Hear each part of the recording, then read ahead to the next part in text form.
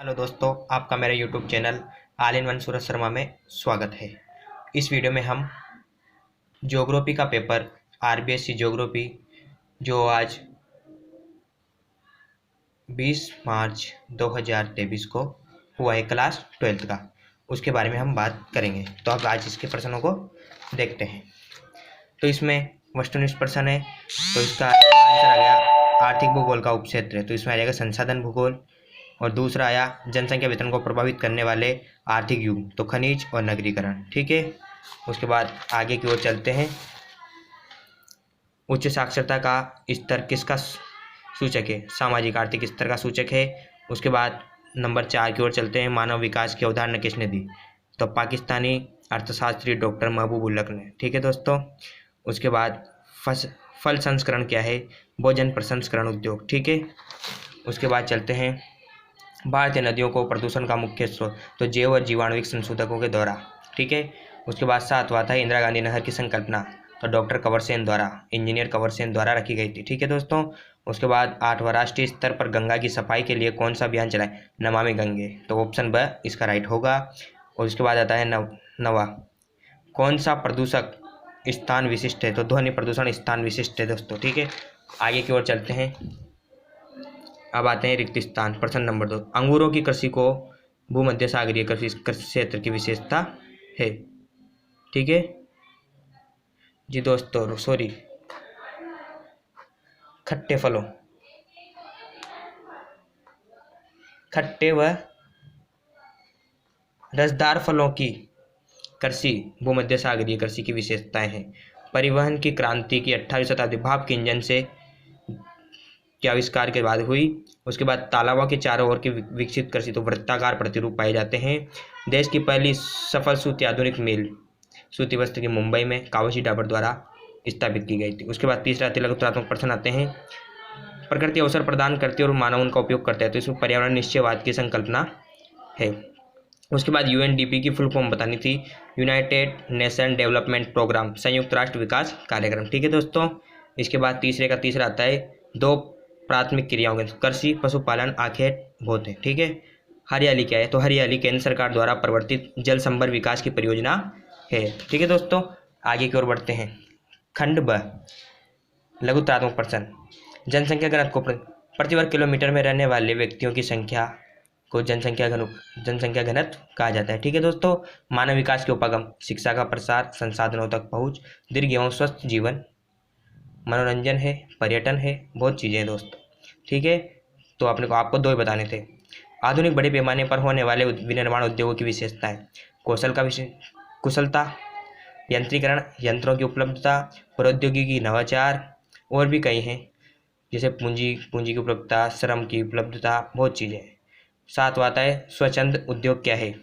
वे उद्योग जो कच्चे माल पर आश्रित नहीं होते हैं तथा कच्चे माल की उपलब्धता या अनुपलब्धता उन्हें किसी भी प्रकार से प्रभावित नहीं करती है तथा ये संगठक पुर्जों पर आश्रित होते हैं। ठीक है दोस्तों, वृहद ट्रंक मार्ग, तो ये मार्ग अटलांटिक महासागर से होकर गुजरता है। यह दक्षिण एशिया का सबसे पुराना व सबसे लंबे मार्गों में से एक माना जाता है दोस्तों।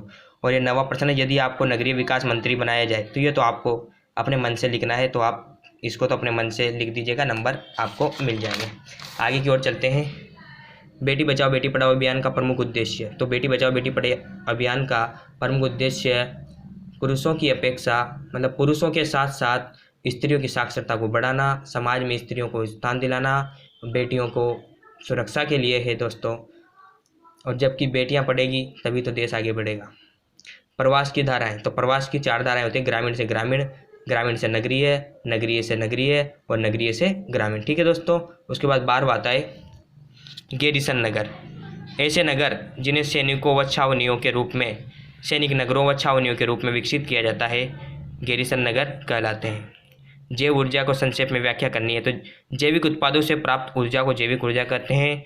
यह कृषि अवशेषों से, नगर पालिका अवशिष्ट से, औद्योगिक अवशिष्टों से द्वारा ऊर्जा में परिवर्तित की जाती है। सतत पोषणीय विकास, सतत पोषणीय विकास का अर्थ होता है कि ऐसा विकास जिसमें पर्यावरण का कम से कम दोहन हो और विकास भी होता रहे। ऐसा विकास सतत पोषणीय विकास कहलाता है। हवाई परिवहन की क्या विशेषता? हवाई परिवहन में सड़क व रेल मार्ग की अपेक्षा कम समय लगता है तथा इसमें हमें हवाई परिवहन को विकसित करने के लिए हमें ना तो सड़क ना रेल मार्ग की आवश्यकता होती है, तो इसमें पूंजी कम लगती है दोस्तों। ठीक है, उसके बाद ये आ गए दीर्घ उत्तरीय प्रश्न। तो खंड सी, निपटाए गए नोभर के अनुसार पतनों के प्रकार बताइए। तो पतनों के प्रकार दो प्रकार के होते हैं, एक तो प्राकृतिक पतन और एक प्राकृतिक और एक कृत्रिम पतन। ठीक है दोस्तों, अब इसके बारे में आप वर्णन कर दीजिएगा, क्योंकि बड़ा है तो मैं यहाँ पर वर्णन तो कर नहीं सकता।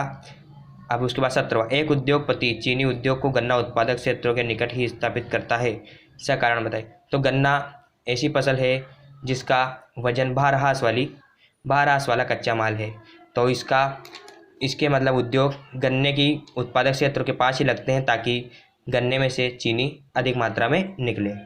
उसके बाद 18वां आता है निर्माण एवं रख रखाव के उद्देश्य से किए गए सड़कों का वर्गीकरण। तो सड़कों का वर्गीकरण तो देख लीजिएगा, एक तो केंद्र सरकार की होती है जिसे हम नेशनल हाईवे बोलते हैं, तो उसका रख रखाव केंद्र सरकार करती है। एक स्टेट हाईवे होते हैं एसएच, जिनका रख रखाव राज्य सरकार करती है।